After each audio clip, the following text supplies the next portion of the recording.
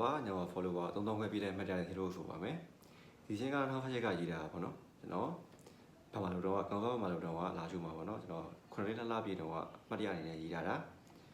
ရေးရွယ်ချက်ကတော့ခဏပြောရရင်ဒီဘန်ကညီကိုနဲ့တူဆိုချင်တာဘယ်လိုပြောမလဲအဖွဲလိုက်ဆိုချင်တယ်အဖွဲလိုက်ရေးဆိုချင်တာဗျအခုတော့မလွယ်တော့ဘူးပေါ့နော်ခုပဲ follower တွေတွေ့ကြတယ်ကျွန်တော်တို့ follow ဒီ TikTok မှာတော့တွေ့ကြတယ်ဆုံးရတယ်ဆိုတာဝါသနာတွေညီကိုရောပေါ့နော်တော့အဲ့လိုပဲတွေ့ရအောင်လာပါတယ်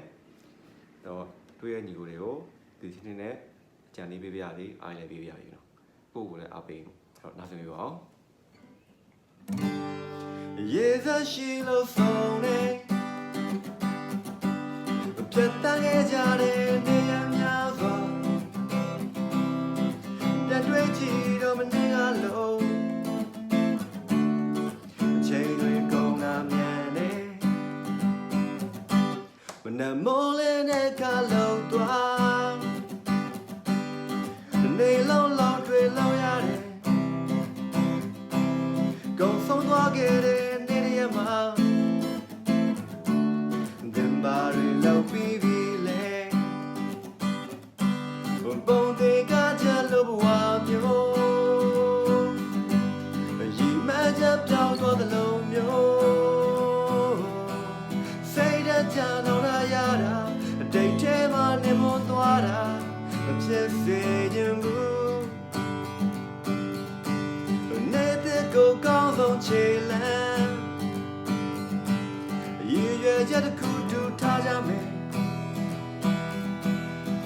အားလုံးဖေးကူလည်းတွေ့ထားမယ်ပျော်ရွှင်တရားဘဝခီးစီကို